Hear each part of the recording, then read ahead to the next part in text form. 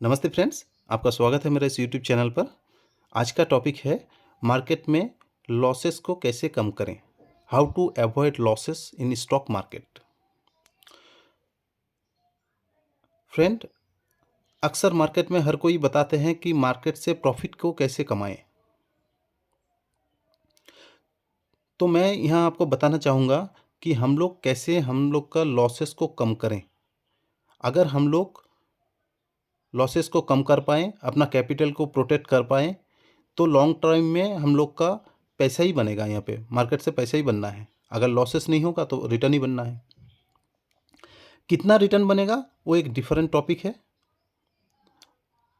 ये डिपेंड करता है कि हम लोग कितना मेहनत करने चाहते हैं, कितना मेहनत कर पाते हैं, उसका हिसाब से हम लोग का रिटर्न जनरेट होता है।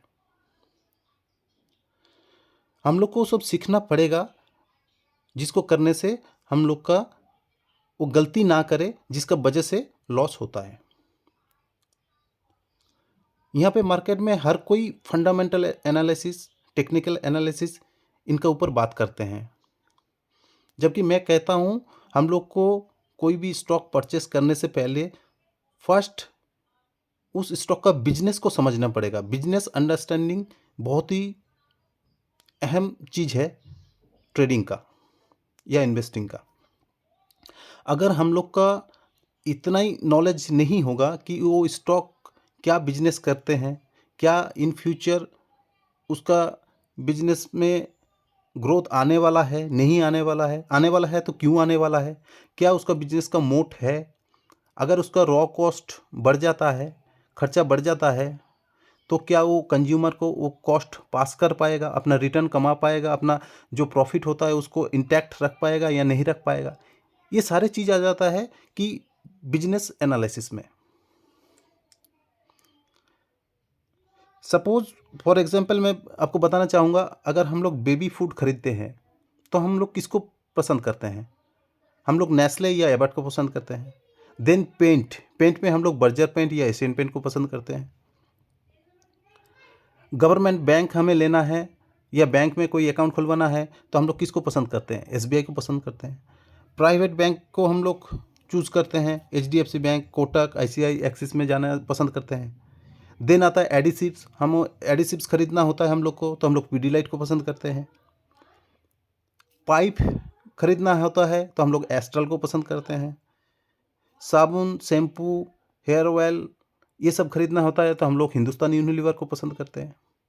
तो यही चीज़ होता है बिजनेस मोट, एक ब्रांड वैल्यू।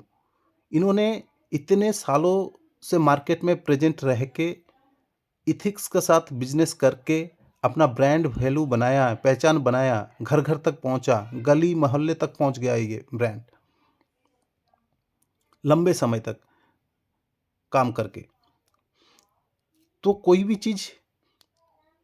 भी स्टॉक में ट्रेड करने से पहले हम लोग को बिजनेस उसका समझना पड़ेगा कि ये बिजनेस क्या करता है, कैसे पैसा कमाता है। अगर वो बिजनेस पैसा कमाएगा तभी हम लोग भी उसमें इन्वेस्ट करके पैसा कमा सकते हैं।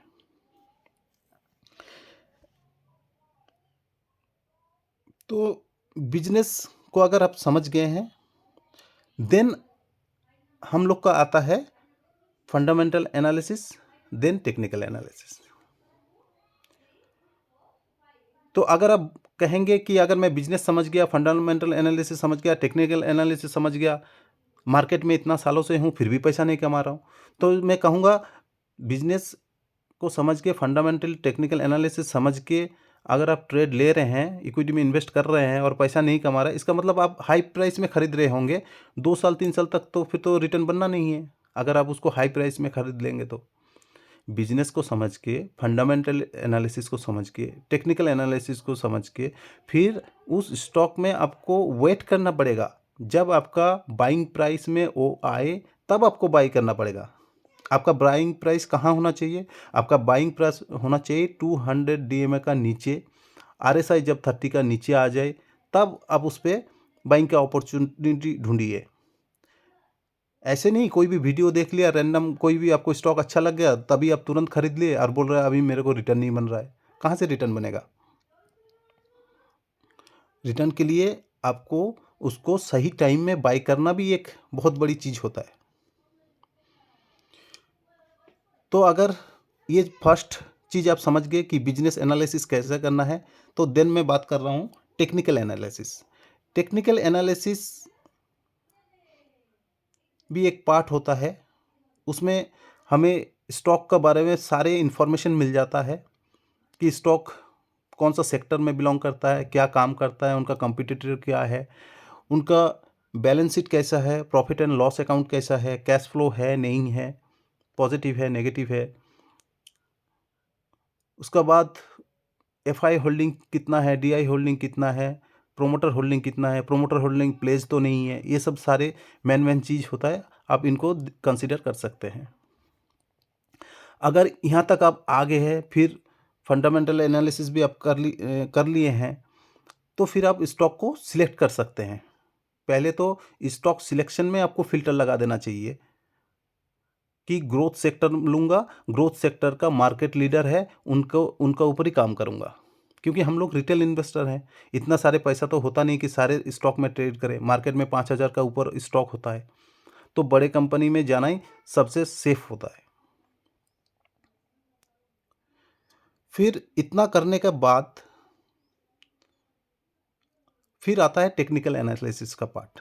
टेक्निकल एनालिसिस का पार्ट जैसे मैंने बताया कि इसमें 2 ही इंडिकेटर आप लगाइए, आरएसआई का और 200 डीएमए का। ज़्यादा इंडिकेटर लगाएंगे फिर आप खुद ही कंफ्यूज हो जाएंगे, बाय करना है नहीं करना है, क्या करना है। फिर उसका सही टाइम का इंतज़ार कीजिए, फिर परचेस कीजिए, फिर लंबे समय तक होल्ड कीजिए। उसका बाद जब आपका सेल प्राइस आए, लाइफ टाइम हाई पे स्टॉक ट्रेड करे या अच्छा न्यूज़ चले, उसका उसी टाइम आप सेल आउट कर सकते हैं, फिर प्रॉफिट कमा सकते हैं, फिर दूसरा स्टॉक को अपॉर्चुनिटी ढूंढ सकते हैं। यहाँ पे मेरा कोई बाय और सेल का रिकमेंडेशन नहीं है कोई भी स्टॉक में, ये जस्ट मैं आपका एडुकेशनल पर्पस के लिए डिस्कस कर रहा हूँ। मार्केट में रिस्क हमेशा ही रहेगा, मार्केट का रिस्क को अवॉइड नहीं किया जा सकता है, बस इसको कम किया जा सकता है। और कम करने का यही तरीका है कि अगर आप प्रॉपर टाइम दे के इसका बिजनेस को समझेंगे, बिजनेस को अंडरस्टैंडिंग करेंगे, क्या बिजनेस करता है, इन फ्यूचर ग्रोथ होगा नहीं होगा, सारी चीज़ समझ के फिर आप फंडामेंटल एनालिसिस करते हैं, देन टेक्निकल एनालिसिस करते हैं, फिर स्टॉक को सही टाइम में आके जब आपको अपॉर्चुनिटी मिले तब बाय करते हैं। और बाय भी इतना ही करना चाहिए कि मोर देन 5% एक स्टॉक में नहीं लगाना चाहिए। मोर देन 5% आप एक स्टॉक में लगाए तो वो स्टॉक कब ऊपर जाएगा कब नहीं जाएगा उसका कोई गारंटी नहीं है कि 2 महीना में चला जाएगा, 3 महीना में चला जाएगा। कोई भी स्टॉक 2 महीने में रिटर्न दे देगा, कोई स्टॉक साल भर में नहीं रिटर्न देगा। कोई गारंटी चीज़ का नहीं होता है इस चीज़ में। तो मोर देन 5% ना लगा के आप शांति से होल्ड कर पाएंगे सारे स्टॉक को। जब आपका सेल प्राइस आए तब आप सेल कीजिए, फिर दूसरा स्टॉक में जाइए। ऐसे करके आप करेंगे तो लंबे समय में आप स्टॉक मार्केट